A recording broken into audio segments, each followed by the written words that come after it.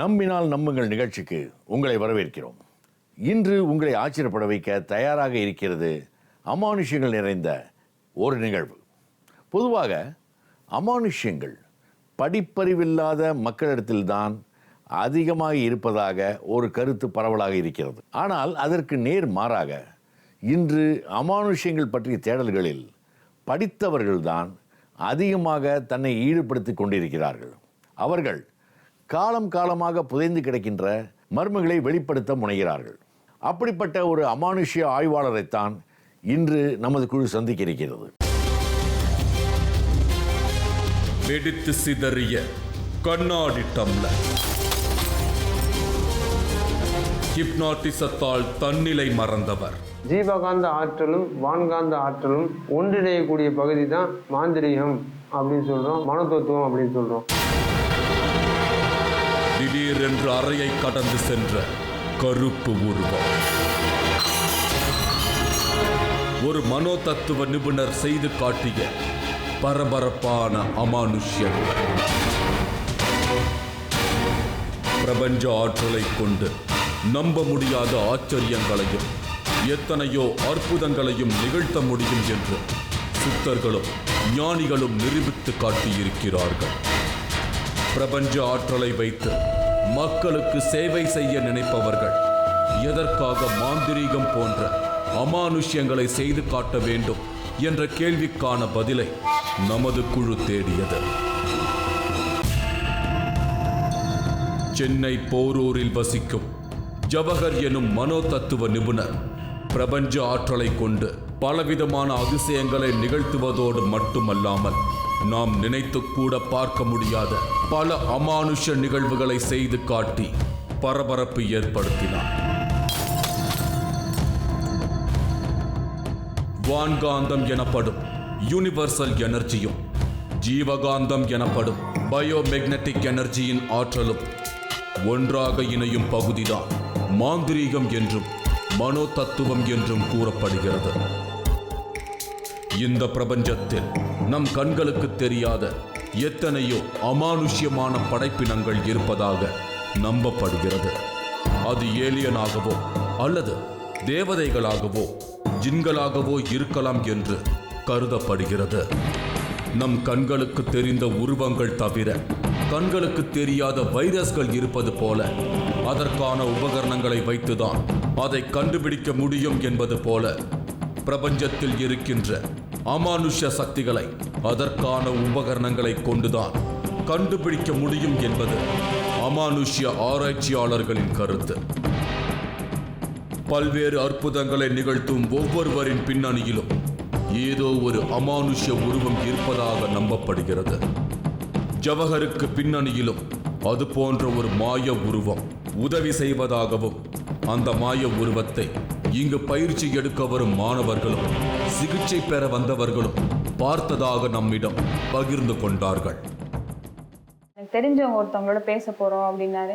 ஏதோ ஃபோன் பண்ணியோ இல்லை ஸ்கைப்லையோ தான் பேச போறாருன்னு பார்த்தா அவங்க இப்போ உலகத்தில் இல்லை அப்படின்னாரா.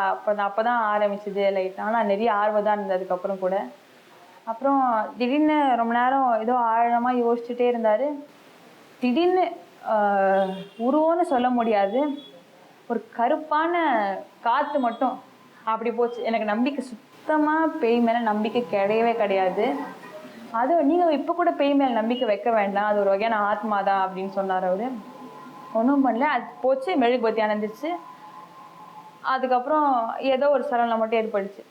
ஒரு 4 நாள் ஆச்சு. அதுக்கப்புறம் நான் தனியாக ரோட்டில் போகிறதுக்கு அவ்வளோ ஒரு வேற லெவலான பயம். அது அந்த மாதிரி ஆயிடுச்சு. புரிந்து கொள்ள முடியாத புதிர்களும் அமானுஷ்யங்களும் ஆச்சரியங்களும் நிறைந்து கிடக்கும் ஜவஹர் ஒரு ஐடி நிறுவனத்தை சேர்ந்த தோற்றத்தில்தான் காட்சி அளிக்கிறார். மதசாயம் பூசிய தோற்றத்தையோ அது போன்ற பொருட்களையோ அவரது சிகிச்சை மையத்தில் பார்க்க முடியவில்லை.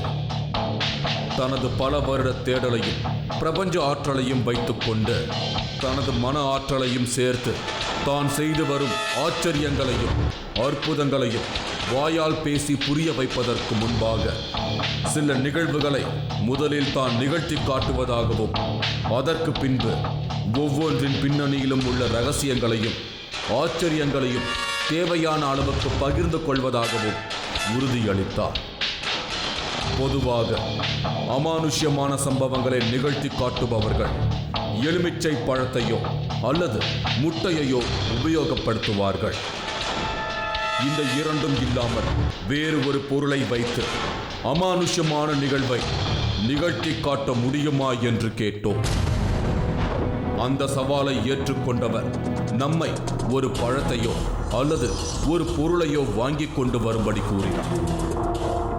இதுவரை அமானுஷ்ய நிகழ்வுகளுக்கு பயன்படுத்தாத ஆரஞ்சு பழம் ஒன்றை வாங்கி கொண்டு நிகழ்வுக்கு தயாரானோம். இப்போ நான் ஒரு விஷயம் பண்ணி காட்ட போகிறேன். இது வரைக்கும் நான் மன ஆற்றலை பயன்படுத்தி பண்ணேன், பிரபஞ்ச ஆற்றலை பயன்படுத்தி பண்ணேன், அப்படி இப்படின்னு சொல்லியிருக்கிறேன். பட் இது என்ன ஆற்றல்னு சொல்கிறத உங்கள் தீர்மானத்துக்கு விடுறேன் நான். சரிங்களா? ஏன்னு சொன்னால் இது என்ன ஆற்றல் நான் சொல்லக்கூடாது. அதை பற்றி சொல்லக்கூடிய நிலையிலும் இப்போ நான் இல்லை. ஆரஞ்சு பழத்தை நம் கையிலே வைத்துக் கொள்ள சொன்னார். பின்பு அவருடைய மேஜையில் உள்ள ஒரு நாவலை எடுத்து அதன் பக்கங்களை புரட்ட சொன்னார். ஏதோ ஒரு பக்கத்தில் அந்த பக்கத்தின் எண்ணை யாருக்கும் தெரியாத மாதிரி நிறுத்தி கொள்ள சொன்னார். இப்போது நீங்கள் இந்த இடத்துல இப்படி நீங்கள் ரிஃபில் பண்ணிகிட்டே வாங்க. இப்படி விட்டுட்டே வாங்க. இப்படி விட்டுட்டே வரும்போது நான் ஏதோ ஒரு இடத்துல இந்த கார்டு இருக்கு இல்லையா, ஜஸ்ட் ஒரு கார்டு, விசிட்டிங் கார்டு, என்னமோ ஒரு கார்டு, இப்போ பிளேயிங் கார்டு இந்த இடத்துல இருக்குது. இதை இங்கே நான் நடுவில் இப்போ நீங்கள் எங்கே நிப்பாட்டிங்கன்னா இங்கே விட்டுருவேன், இப்போ இங்கே நிப்பாட்டிங்கன்னா இங்கே விட்டுருவேன். ஸோ எந்த இடத்துல நீங்கள் நிப்பாட்ட போகிறீங்கன்றது எனக்கு தெரியாது, இன்ன வரைக்கும் தெரியாது. எங்கே வேணாலும் நீங்கள் நிப்பாட்டுங்க. ஆனால் பேஜ் நம்பர் எனக்கு தெரியக்கூடாது, நீங்களும் பார்க்க வேணாம். நீங்கள் பார்க்கும்போது நானும் பார்க்க சான்ஸ் இருக்குது. சரிங்களா? நாம் பக்கங்களை புரட்டுவதை ஒரு குறிப்பிட்ட இடத்தில் நிறுத்திய பின்பு அந்த இடத்தில் ஒரு கார்டை சொருகி வைத்தார். பின்பு நாம் நிறுத்திய பக்கத்தின் எண்ணை என்னவென்று நம்மை பார்த்து கொள்ள சொன்னார். நாம் அந்த நாவலின் பக்கம் என்னவென்பதை அவருக்கு தெரியாமல் பார்த்து கொண்டு அந்த பக்கத்தின் எண்ணை ஞாபகத்தில் வைத்துக் கொண்டோம். பின்பு நாவல் மூடி வைக்கப்பட்டது. மேஜையில் வைக்கப்பட்ட புத்தகத்திற்கும் நம் கையில் உள்ள ஆரஞ்சு பழத்திற்கும் ஒரு தொடர்பு கொடுக்க போவதாக கூறினார். இப்போ இந்த புக்குக்கும் இந்த ஆரஞ்சு பழத்துக்கும் ஒரு தொடர்பு கொடுக்க போறேன். அதுக்கு தான் இவ்வளோத்தையும் செய்கிறேன். எந்த விதமான தொடர்பை ஏற்படுத்த போகிறார் என்ற புதிருடன் நாம் காத்திருந்தோம். பின்பு தன் ஆற்றலை பயன்படுத்தி நம் கையில் வைத்திருந்த ஆரஞ்சு பழத்திற்கு ஒரு சிறிய அதிர்வை ஏற்படுத்தினார். ஆரஞ்சு பழம் அதிர்வதற்கான காரணம் நாம் மூடி வைத்த புத்தகத்தின் பக்கம் இப்போது கிழிந்து கொண்டிருப்பதுதான் என்று ஆச்சரியம் அளித்தார். உங்கள் கையில் இருக்கிற ஆரஞ்சு பழத்தில் ஏதாவது ஜிவ்வுன்ற உணர்வு ஏற்படுதா? ஃபீல் ஆகுது. ஓகே, இங்கே ஒரு வைப்ரேஷன் ஏற்பட்டு இருக்குது. இப்போ அதாவது வேற ஒன்றும் இல்லை, உங்கள் 52ஆம் பக்கம் நீங்கள் பார்த்த பக்கம் அதுதானே, அந்த பக்கம் உங்களை அறியாமலே கிழிஞ்சிக்கிட்டு இருக்குது. நம்புறீங்களா? ஆமாம், நம்ப முடியல. எடுத்து பாருங்க. நாம் நிறுத்திய பக்கம் 52 கிழிந்து அதன் பெரும் பகுதி காணாமல் போயிருந்தது. காணாமல் போன பகுதியின் பக்கம் 52 தானா என்பதை நம்மை உறுதி செய்து கொள்ளச் சொன்னார்.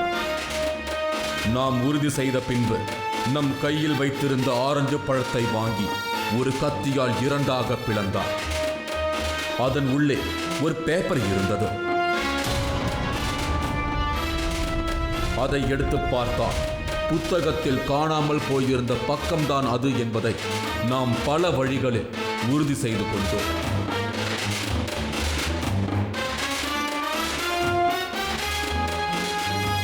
மேஜையில் இருந்த புத்தகமும் நம் கையில் இருந்த ஆரஞ்சு பழமும் ஒன்றுக்கொன்று தொடர்பே இல்லாமல் புத்தகத்தில் நாம் நினைத்த பக்கம் கிழிந்து எப்படி ஆரஞ்சு பழத்தின் உள்ளே சென்றது என்பதை நம்மால் நம்ப முடியாமல் திகைத்து நின்றோம். பொதுவாக ஒரு பொருளோ அல்லது ஒரு உலோகமோ ஒன்றன் உள்ளே இன்னொன்று போக முடியாது. இதுதான் பொருண்மை அடர்த்தி விதி என்று கூறப்படுகிறது. அப்படியென்றால் இவர் செய்து காட்டியது இந்த விதிமுறைக்கு எதிரானதா? ஆல்பர்ட் ஐன்ஸ்டைன் என்ற விஞ்ஞானி கூறிய கோட்பாட்டை அடுத்து நம்மிடம் விளக்கினார். ஒளியின் வேகம் வினாடிக்கு தோராயமாக 3 லட்சம் கிலோமீட்டர் வேகம் என்று சொல்லப்படுகிறது. ஒளியின் வேகத்துக்கு ஒரு பொருள் பயணிக்கும் பொழுது அந்த பொருள் குறுகி அதுவும் ஒளியாகவே மாறிவிடும் என்று கூறப்படுகிறது. இந்த பிரபஞ்சத்தில் இருக்கக்கூடிய அமானுஷ்யமான சக்திகள் மூலமாக ஒரு சில பொருட்களை ஒளியின் வேகத்திற்கு கொண்டு செல்வதற்கு சில ஊடகங்கள் பயன்படுத்தப்படுகின்றனவா? பிரபஞ்சத்தில் உள்ள ஊடகங்களின் ஆற்றலை கொண்டு நமது மன ஆற்றலின் உந்துதலால் அந்த வேகத்திற்கு கொண்டு போனால் பொருண்மை அடர்த்தி தன்மை மாறி இன்னொரு ஊடகத்தில் நுழையும் தன்மை இருக்கிறதா? இந்த அமானுஷ்யமான முறையை பின்பற்றிதான் பல அமானுஷ்யங்களையும் சாகசங்களையும் நிகழ்த்தி காட்டியிருக்கிறார்களா? ஒரு சில பொருட்களை வந்து அந்த ஸ்பீடுக்கு நம்ம கொண்டு போகிறதுக்கு வேற ஒரு சில ஊடகங்களே பயன்படுத்துகிறோம். அந்த ஊடகங்கள் என்னன்னாக்க பிரபஞ்சத்தில் இருக்கக்கூடிய ஆற்றல்கள் தான். அதை வந்து நம்ம மன ஆற்றலுடைய உந்து சக்தியின் மூலமாக அந்த ஸ்பீடுக்கு நம்ம கொண்டு போனோம்னா அது வந்து அந்த பொருண்மை அடர்த்தியுடைய தன்மையை மாறி போய் இன்னொரு ஊடகத்துக்குள்ளே போய் உட்கார்றதுக்கு உண்டான வாய்ப்புகள் அதிகமாக இருக்கிறது.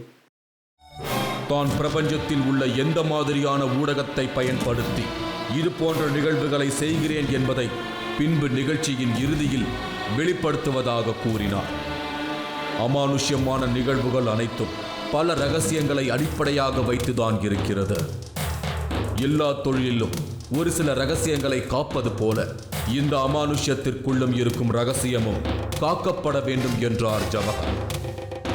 இவர் கூறும் கருத்துக்களில் இருந்து பார்க்கும் பொழுது இவர் செய்யும் ஆச்சரியமான நிகழ்வுகளுக்கு பின்னால் அவர் குறிப்பிடுவது போல் இந்த பிரபஞ்சத்தில் உள்ள தேவதைகள் அல்லது வேற்று கிரகவாசிகள் அல்லது இது போன்ற வேறு ஏதோ ஒரு சக்தி இருப்பதாக நமக்கு தோன்றியது. நாம் எண்ணத்தை உறுதி செய்வது போல இங்கு வரும் பலரும் ஒரு அமானுஷ்ய உருவத்தை இந்த அறையில் பார்த்ததாக கூறினார்கள். இதுவும் ஒரு நம்பிக்கையை சார்ந்த விஷயமா அல்லது உண்மைதானா? அப்படி உண்மை என்றால் நம்மால் அந்த உருவத்தை பதிவு செய்ய முடியுமா என்று கேட்டோம். முதலில் சற்று யோசித்த அவர் பின்பு சம்மதம் தெரிவித்தார். பிரபஞ்சத்திற்கு மேல் பல சக்திகள் இருப்பதாக நம்பப்படுகிறது. எனது அறையில் ஒரு அமானுஷ சக்தியின் நடமாட்டம் இருப்பதை நானும் அறிந்திருக்கிறேன் என்றும் அது வேற்று கிரக வாசியா அல்லது தேவதைகளா என்று எனக்கே தெரியாது என்றார். எனக்கு பியாண்ட் ஒரு சில பவர்கள் இருக்குது அப்படிங்கிறத மட்டும் நான் வந்து ஆதாரபூர்வமாக பார்த்துருக்கிறேன், நான் நம்பியிருக்கிறேன். இப்போ அதுக்கு உண்டான ஒரு தியானத்தின் மூலமாக அதை பார்க்க முடியும். பட் அது கேமராவில் சில சமயங்களில் விழுகாமல் போகலாம். எப்படியா இருந்தாலும் அது ஏற்படுத்தக்கூடிய நிகழ்வுகள் கண்டிப்பான முறையில் பதிவாகும். இங்கே எனக்கு பின்னால் இருக்கும் அந்த சக்தி எந்த உருவத்திலும் இங்கு காட்சி கொடுக்கலாம் என்று கூறிவிட்டு அதற்கான முயற்சிகளை தொடங்கினார். முதலில் ஒரு மெழுகுவர்த்தியை ஏற்றி அந்த வெளிச்சத்தில் ஒரு நோட்டு புத்தகத்தை வைத்தார்.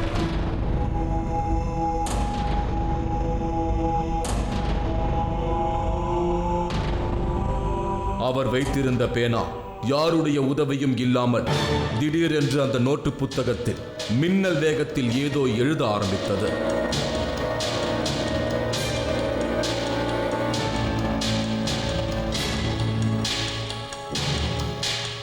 சில நிமிடங்கள் தொடர்ந்து யாருடைய உதவியும் இல்லாமல் தானாக பேப்பரில் எழுதிவிட்டு மௌனமானது பேனா.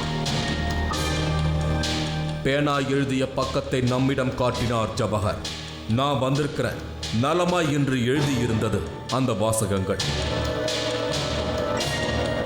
சில அமானுஷ்ய சக்திகள் இவர் அழைக்கும் பொழுது வந்தால் இது போன்ற அமானுஷ்யங்கள் நிகழும் என்றார். இந்த அறையில் நடமாடும் அந்த அமானுஷ்ய உருவத்தை காண நாம் தயாரானோம். ஒரு மெழுகுவர்த்தியை ஏற்றி தன் முன்னால் வைத்து தியானம் செய்ய ஆரம்பித்தார். சில நிமிடங்கள் தியானத்தில் கரைந்தது.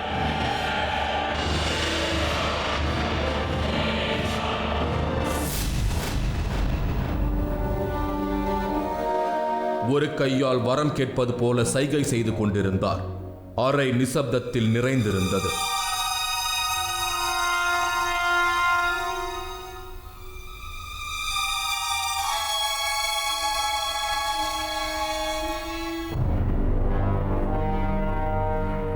அந்த அமானுஷ்ய சக்தி எந்த உருவத்தில் வரப்போகிறது என்ற எதிர்பார்ப்பும் பயமும் கலந்த மனநிலையில் நாம் காத்திருந்தோம்.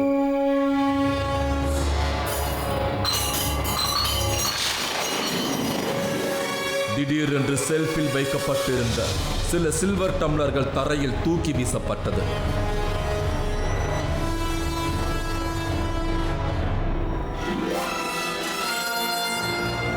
எதுவும் புரியாத நாம் அந்த நிகழ்வு பற்றி கேட்டோம். சில நேரம் உருவம் தெரியாமல் போகலாம், ஆனால் அந்த சக்தி வந்துவிட்டு போனதற்கான அடையாளம்தான் இந்த பொருட்கள் கீழே விழுந்ததற்கான காரணம் என்றார்.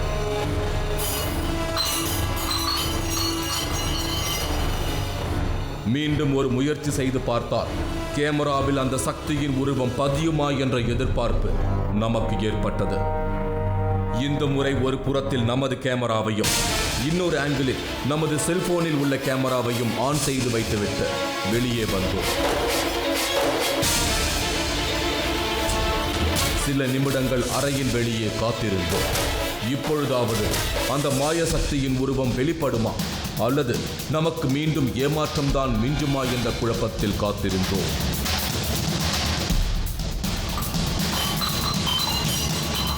மீண்டும் திடீரென்று டம்ளர்கள் தரையில் விழுந்து சிதறும் சத்தம் கேட்டது.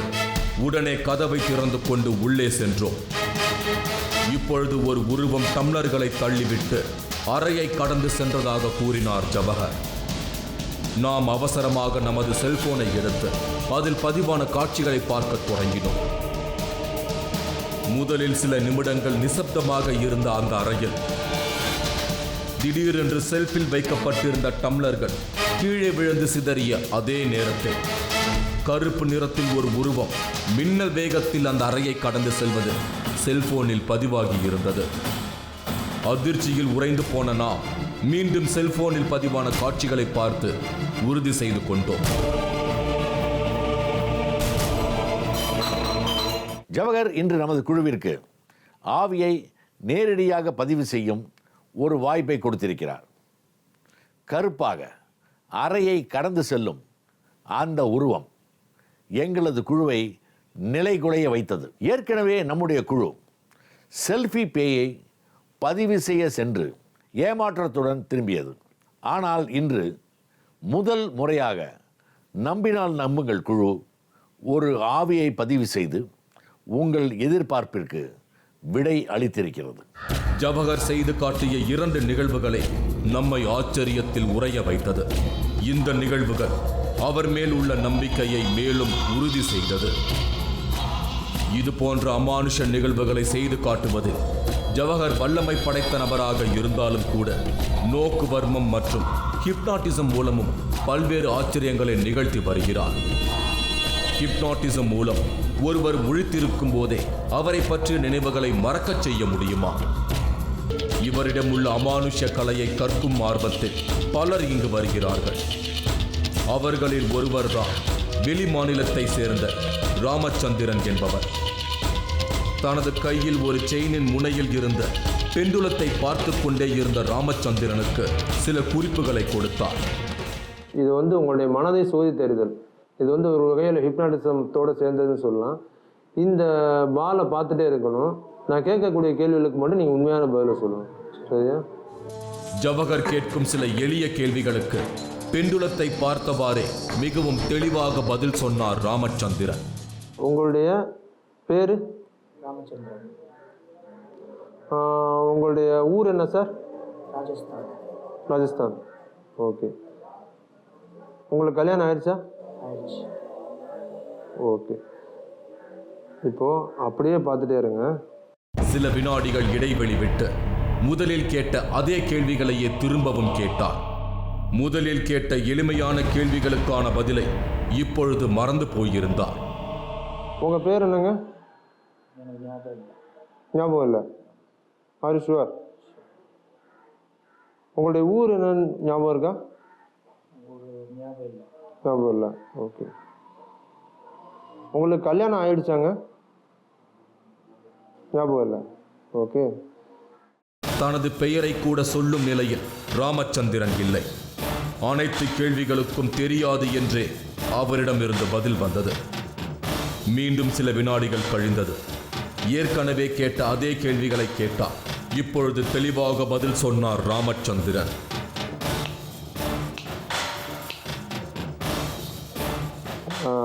உங்கள் பேர் சார்? என் பேர் ராமச்சந்திரன். ராமச்சந்திரன். உங்கள் ஊருங்க? ராஜஸ்தான். ஓகே. உங்களுக்கு கல்யாணம் ஆயிடுச்சா? ஆயிடுச்சு.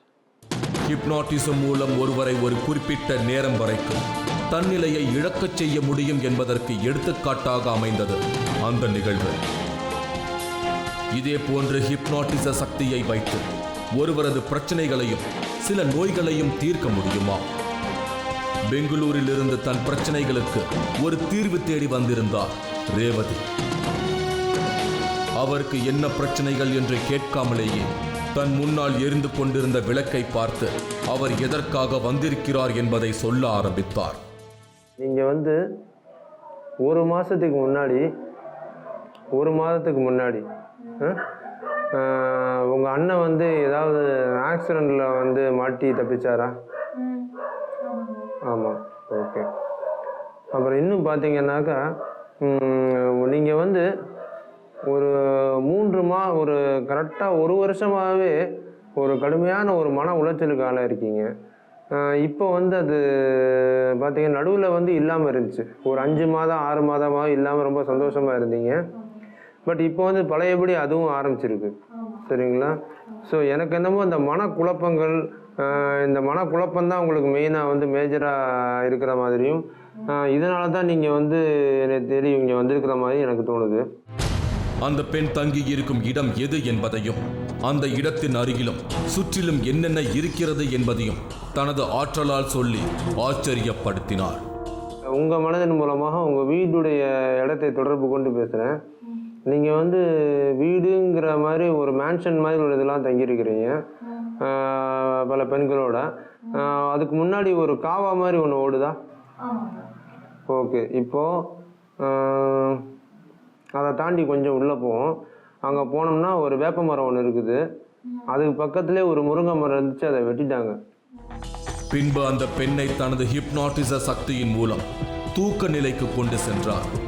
அவர் குணமடைவதற்கு தேவையான வாசகங்களை உள்மனதில் விதைத்தார். அது மெதுவாக அந்த பெண்ணின் பிரச்சனைகளை சரி செய்யுமா? இப்போ என் கையிலிருந்து வரக்கூடிய ஒரு விதமான ஆற்றலை நீங்கள் உணர்கிறீர்கள்.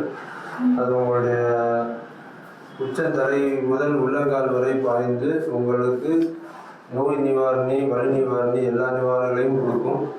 இது நீங்கள் உண்மையாகவே மனதார நீங்கள் நம்பிக்கிட்டு இருக்கிறீங்க. இப்போது உங்கள் இதை குணமாகிட்டு இருக்குது. கொஞ்சம் கொஞ்சமாக உங்கள் இது குணமாகிட்டு இருக்குது.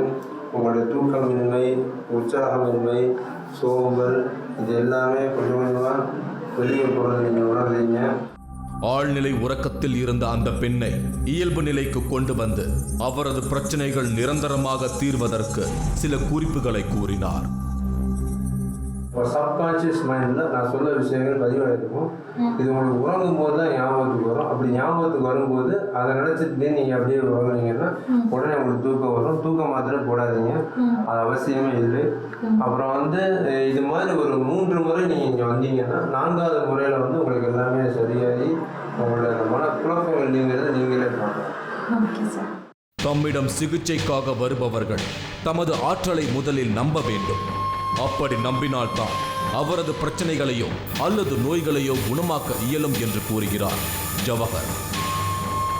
பிரச்சனைகளுடன் வருபவர்கள் தம்மை நம்புவதற்காக சில சித்துகளையும் சில அமானுஷ்யங்களையும் செய்து காட்ட வேண்டியது முக்கியம் என்கிறார். எதுக்கு ஒரு மிராக்கில் ஒரு ஆளுக்கு காட்டுறோம் அப்படின்னு சொன்னால், வரக்கூடியவங்களுக்கு வந்து முதல்ல இப்போ ஒரு நோய் தீர்க்க போகிறோம்னு சொன்னால் அவனுக்கு ஒரு நம்பிக்கையை கொடுக்கணும். அப்போ தான் நம்மளை நம்பி உட்காருவோம் முன்னாடி. இங்கே பாரு, நான் வந்து சும்மா மன ஆற்றல் வாயில் பேசலை. இந்த மன ஆற்றல் இருந்தால் இந்த மாதிரி நடக்கும். இந்த ஒரு பேனா அப்படி வச்சுருக்கிறேன், இப்படி பார்த்துக்கிட்டே இருக்கிறேன், பேனா தன்னால் சுற்றி கீழே விழுதில்ல, இது எப்படி நடந்தது, இதுக்கு விளக்கம்னு சொன்னால் இந்த மன ஆற்றல் தான் இதுக்கு காரணம். மருந்தில்லா மருத்துவம் மூலமாக பல நோய்வாய்ப்பட்ட மனிதர்களை குணமாக்குவதை தமது முக்கிய பணியாக வைத்திருக்கிறார் ஜவஹர். நம் உடலில் உள்ள குண்டலினி சக்தியை தன் கைக்கு கொண்டு வந்து நோய்வாய்ப்பட்ட நபரின் பாதிப்புக்குள்ளான பகுதியை குணமாக்கி வருகிறார். முக்கியமாக வலிக்கான நிவாரணங்களை மருந்து மாத்திரைகள் இல்லாமல் குணமாக்க இயலுமா? நான் கற்றுக்கிட்டது வந்து ரெய்கி ப்ரானிக் ஹீலிங் சொல்லி ஒரு சப்ஜெக்ட் இருக்குது. அதை நீங்கள் பரவாயில்ல கேள்விப்பட்டிருக்க முடியும். அதாவது தொடாமலேயே நோயை குணப்படுத்துது. அதாவது நம்ம உடம்புல வந்து பல சக்ராஸ் இருக்குது. அந்த சக்ராஸில் வந்து இந்த கையில் இந்த உள்ளங்கை வழியாக நம்மளுடைய குண்டலினி சக்தியை வந்து ஆகை அப்படிங்கிற தலைப்பகுதியை கொண்டு வந்து அந்த கண்களின் மூலமாக நம்ம செலுத்தி அதை ஹிப்னாட்டிசம் சொல்லி நம்ம செய்து காட்டியிருக்காங்க பல பேர். அது செய்ய முடியும். இப்போ இதே ஆற்றலை வந்து கைகளின் மூலமாக கொண்டு வந்து அவங்கள வந்து இப்படியே பண்ணுற அந்த நோயாளிக்கு வந்து எந்த இடத்துல பாதிப்பு இருக்குதோ, இப்போ ஒருத்தருக்கு வந்து வாதம் இருக்குது, ஒரு இடத்துல வந்து அந்த இடத்துல வலி இருக்குதுன்னு சொன்னால் இப்படியே பண்ணிட்டு இருக்கும்போது அந்த ஆற்றலானது அவங்களுடைய தோள்பட்டை வலி இருக்குன்னா தோள்பட்டையில் பாஞ்சு அதை சரி பண்ணுது. அனுமதிக்கப்பட்ட விஷயங்களை கொண்டு சாப நிவர்த்தி செய்து சில வேர்களை கொண்டு செய்வதுதான் இயற்கை மருந்து சிகிச்சை. அது போன்ற ஒரு சிகிச்சையைத்தான் ஜவஹர் செய்து வருகிறாரா? மிகவும் சக்தி வாய்ந்த நோக்கு வர்மத்தின் மூலமாக பல அமானுஷ்ய நிகழ்வுகளை நிகழ்த்த முடியுமா? மனநிலை பாதிக்கப்பட்ட நபர்களுக்கு கூட நோக்கு வர்மத்தின் மூலம் சிகிச்சை கொடுத்து குணமாக்க இயலுமா? நோக்கு வர்மத்தை ஒரு தற்காப்பு கலையாகவும் பயன்படுத்த முடியுமா? நோக்கு வர்மம் அதிக பேர்களிடம் போய் சேராத ஒரு கலையாக இருப்பதற்கு காரணம் நோக்கு வர்ம ஆசான்கள் அதை யாருக்கும் கற்றுக் கொடுக்காமல் விட்டதுதான். இந்த கலை இன்னும் பல பேர்களுக்கு சென்று சேர வேண்டும் என்பதற்காக பல பேர்களுக்கு நோக்கு வர்ம பயிற்சியை அளித்து வருகிறார். நோக்கு வர்மங்கிறது வந்து ஒரு தற்காப்பு கலையாகவும் பயன்பட முடியும். இது வந்து இன்னைக்கு பொறுத்த வரைக்கும் தற்காப்பு கலை அப்படிங்கிறத விட வைத்தியத்துக்கும் மருத்துவத்துக்கும் தான் பயன்படுது. ஆக்சுவலாக இது வந்து ரொம்ப அதிகம் பேர்கிட்ட போகலைங்க அந்த கலை. கொஞ்சம் பேர்கிட்டே பார்த்தீங்கன்னாக்கா கொஞ்சம் பேரோடைய அருகி போச்சு. சொல்லப்போனால் அருகி போச்சுன்னு சொல்கிறது நான் எதை சொல்கிறேன்னாக்கா கொஞ்சம் கொஞ்சமாக அதை செய்கிறவங்கள வந்து அவங்களுக்குள்ளே வச்சுருந்த அடுத்தவங்களை அடுத்தவங்களுக்கு கற்றுக் கொடுக்காம மறைச்சு இந்த கலையானதை வந்து ரொம்ப இது பண்ணிட்டாங்க, டெமினிஷ் பண்ணிட்டாங்க. ஸோ இன்றைக்கி அந்த மாதிரி நம்மளும் இருக்கக்கூடாது அப்படின்னு சொல்லி நம்ம குருவுடைய வழிகாட்டின் பேரில் வந்து ஒரு 10 பேர் கிளாஸ் எடுத்துகிட்டு இருக்கிறேன். தொடாமல் கூட நோய்களை குணப்படுத்தும் சிகிச்சை முறைகளும் இருக்கிறதா? சீனாவில் தாய்ச்சி என்று குறிப்பிடப்படும் இந்த கலை ஒரு காலத்தில் தமிழகத்தில் இருந்து சீனாவுக்கு போனதுதானா? தொடாமல் ஒரு நோயை குணப்படுத்த வேண்டும் என்றால் நோய் பாதிப்புக்குள்ளான நபருக்கு சில பத்திய முறைகளையும் சில கட்டுப்பாடுகளையும் கடைபிடித்தால் 100% நோயை குணப்படுத்த முடியுமா? கெட்ட பழக்க வழக்கங்களை அகற்றி சரியான உணவு முறையை பின்பற்றினால் மட்டுமே உடம்பில் உள்ள சக்கரங்களை இயக்க வைக்க முடியுமா? உடம்பின் மையப்புள்ளிகளான 9 சக்கரங்களிலும் தீய சக்திகளும் தங்கும், நல்ல சக்திகளும் தங்குமா? கெட்ட பழக்கங்களாலும் இன்னும் பல காரணங்களாலும் உடம்பில் உள்ள சக்கரங்களில் எதிர்மறை சக்திகள் தங்கி விடுகிறது. அதை தூய்மைப்படுத்தினால் மட்டுமே உடல் இயக்கம் முழுமையாக வேலை செய்யுமா? 9 விதமான சக்கராஸ் இருக்குது நம்மள்கிட்ட. அதாவது 9 விதமான பாடியில் மைய புள்ளிகள். இப்போ உதாரணத்துக்கு ஆக்னேய சக்கரம், துரியம், பூரட்டாதி, மணிப்பூரம், இந்த மாதிரி நிறையா விதமான சக்கராஸ் இருக்கு இல்லையா? இந்த சக்கராஸ் எல்லாம் வந்து பார்த்தீங்கன்னாக்கா பேட் எனர்ஜிஸும் தங்கும், குட் எனர்ஜிஸும் தங்கும். இந்த பேட் எனர்ஜிஸ்லாம் எதனால் ஏற்படுதுன்னு சொன்னால் நம்ம ஃபுட்டுனால, கெட்ட பழக்கங்கள்னால, சின்ன விதமான விஷயங்கள் காரணமாக இந்த பேடு விஷயங்கள்லாம் இதில் போய் தங்குறது வழக்கம். சரிங்களா? இதை வந்து கிளின்சிங் பண்ணணும் அப்படின்னு சொல்கிறது எதுக்காக சொன்னால் அப்போ தான் நம்ம மைண்டு, நர்வஸ் சிஸ்டத்துலேருந்து எல்லாமே டோட்டலாக ரொம்ப கரெக்டாக வேலை செய்யும். நோக்கு வர்மத்தின் ஆற்றலால் பல்வேறு ஆச்சரியங்களை நிகழ்த்தும் ஜவஹர் சில நிகழ்வுகளை நமக்கு செய்து காட்ட தயாரானார். தனக்கு முன்பாக வளைந்த ஒரு ஸ்க்ரூ டிரைவரை வைத்தார். பின்பு வலது கையால் ஏதோ சைகை செய்தவாறு ஸ்க்ரூ டிரைவரை நோக்க ஆரம்பித்தார். அவரது கைக்கும் ஸ்க்ரூ டிரைவருக்கும் எந்த விதமான நேரடி தொடர்பும் இல்லாமல் இருந்தது. அவரது பார்வை மட்டும் மிகவும் தீவிரமாகவும் இறுக்கமாகவும் ஸ்க்ரூ டிரைவரை நோக்கிக் கொண்டிருந்தது. சிறிது நேரம் கடந்த பின்பு வளைந்து கிடந்த ஸ்க்ரூ டிரைவர் மெதுவாக நேராக நிமிரத் தொடங்கியது.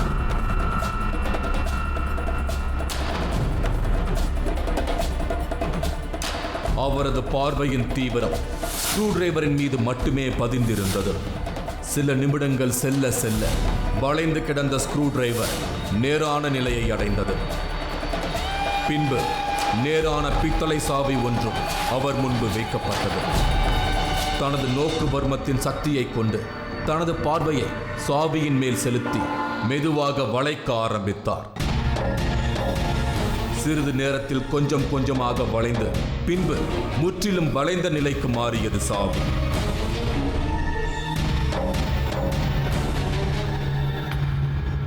நாம் கொடுக்கும் அல்லது குறிப்பிடும் பொருள் எதுவாக இருந்தாலும் அதை வைத்து தனது ஆற்றலை பயன்படுத்தி ஏதேனும் ஒரு அதிசயத்தை தொடர்ந்து நிகழ்த்தி கொண்டிருந்தார். நாம் ஒரு கண்ணாடி டம்ளரை கொடுத்து அதில் ஏதேனும் அதிசயங்களை நிகழ்த்த முடியுமா என்று கேட்டோம். அதற்கு சம்மதித்த அவர் அமானுஷ்யத்தை நிகழ்த்த முடியும் என்றார். அந்த கண்ணாடி டம்ளர் உருகலாம் அல்லது காணாமல் போகலாம், இல்லை என்றால் உடைந்து சிதறலாம் என்று பீதியை கிளப்பினார். இதில் உருவம் தெரியலாம், இல்லை ஏதாச்சும் உருகலாம், இல்லை அப்படி காணாமல் போகலாம், என்ன வேணால் நடக்கலாம். பட் என்ன நடக்குதுன்றதை மட்டும் பார்ப்போம். மெழுகுவர்த்தி ஒன்றை டேபிளில் ஏற்றி வைத்துவிட்டு நாம் கொடுத்த கண்ணாடி டம்ளரை டேபிளில் கவிழ்த்தி வைத்துவிட்டு ஒரு கையால் எதையோ வரவழைப்பது போல் சைகை செய்தார். கண்ணாடி டம்ளரில் நிகழப்போகும் அமானுஷ்யத்தை காண நாம் தயாராக இருந்தோம். சில நிமிடங்கள் கடந்த பொழுது யாரும் எதிர்பார்க்காத விதமாக திடீரென்று வெடித்து சிதறியது அந்த கண்ணாடி டம்ளர். மீண்டும் ஒரு முறை கண்ணாடி டம்ளரை கையாலேயே வைத்து தன் ஆற்றலை பயன்படுத்தி உடைத்து காண்பித்தார்.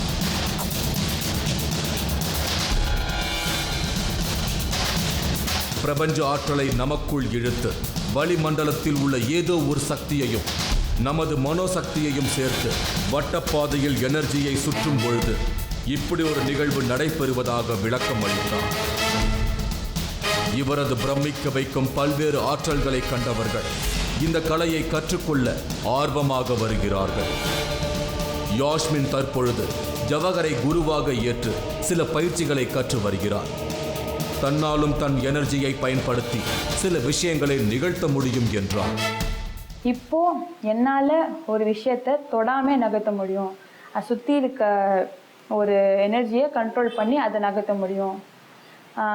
சின்ன கல், மந்திர கல், அதில் இருக்கிற சக்தி எதுவுமே கடவுள் எதிர்த்து எதுவுமே இல்லை.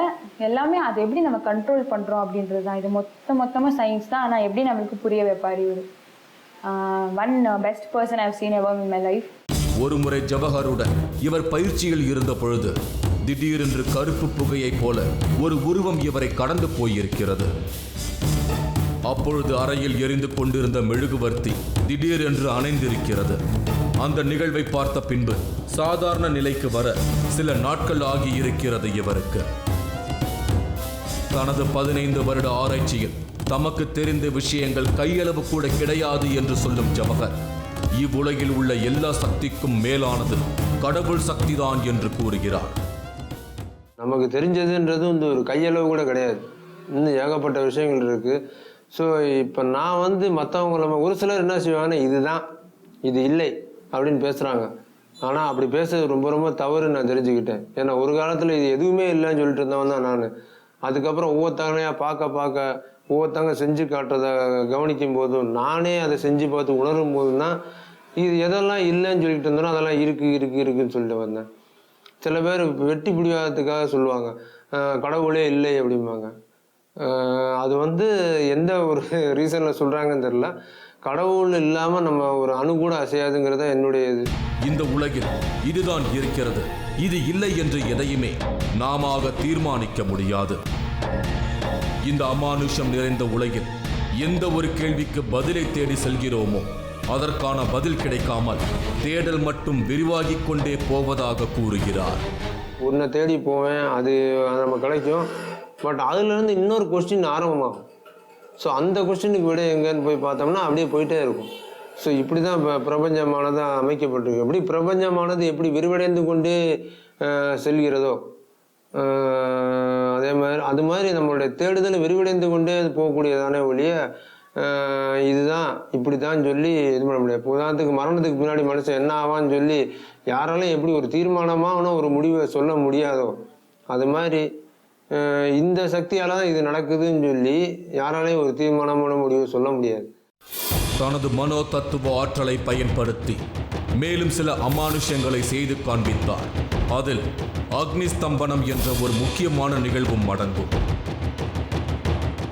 அக்னியை தன் கட்டுப்பாட்டிற்குள் கொண்டு வருவதற்கு அக்னி ஸ்தம்பனம் என்று கூறப்படுகிறது.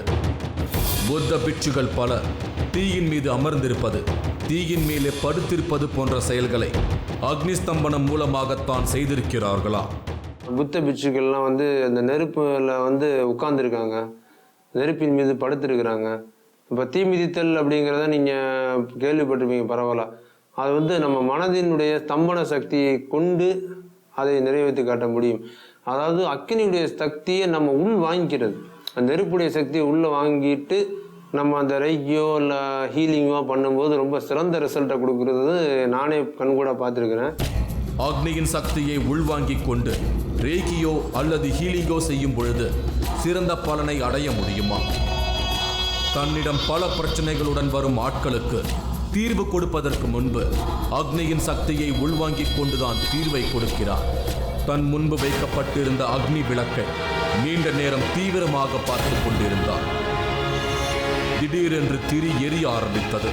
தனக்கும் விளக்கிற்கும் எந்த விதமான நேரடி தொடர்பும் ஏற்படுத்தாமல் தன் பார்வையின் சக்தியை பயன்படுத்தி விளக்கை எரிய வைத்தார். பின்பு மீண்டும் எந்த விதமான நேரடி தொடர்பும் இல்லாமல் எரிந்து கொண்டிருந்த விளக்கை அணைத்தார்.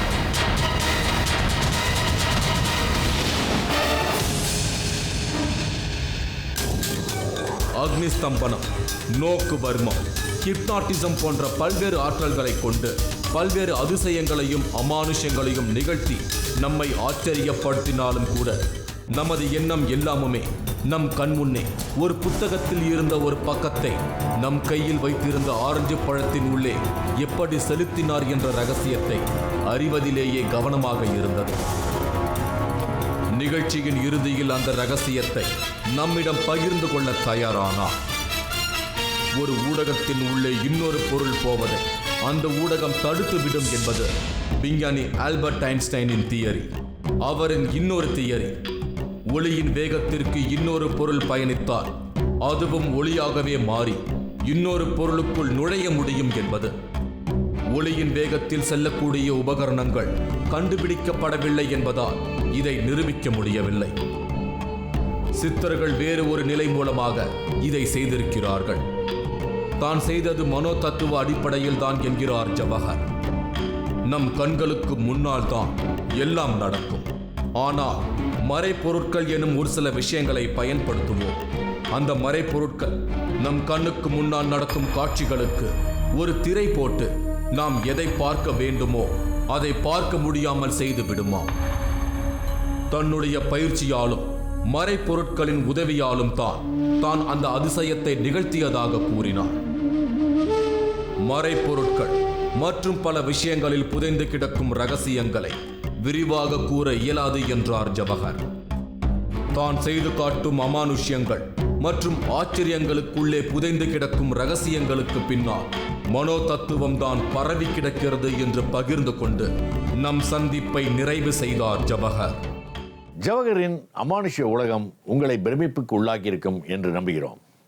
நோக்கு வர்மம், ஹிப்னாட்டிசம், அக்னி ஸ்தம்பனம் ஆகியவற்றின் மூலமாக பெறப்படும் ஆற்றல்களை கொண்டு மனிதர்களின் பிரச்சனைகளுக்கான தீர்வுகளை மருந்தில்லா மருத்துவம், தொடு சிகிச்சை மூலமாக கொடுக்கும் ஜவஹர் ஒரு அரிதான மனிதர்.